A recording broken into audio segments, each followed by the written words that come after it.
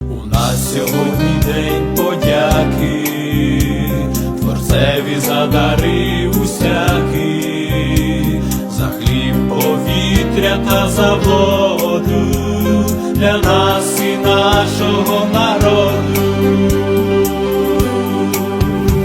За сонце, що так гарно гріло, що в нас ніщо не погоріло, за дощ, що зрощував насіння, за всі його благословіння. За сонце, що так гарно гріло, що в нас ніщо не погоріло, за дощ, що зрощував насіння, за всі його благословіння. Ще кожний день насходить сонце, пташки співають нам віконце,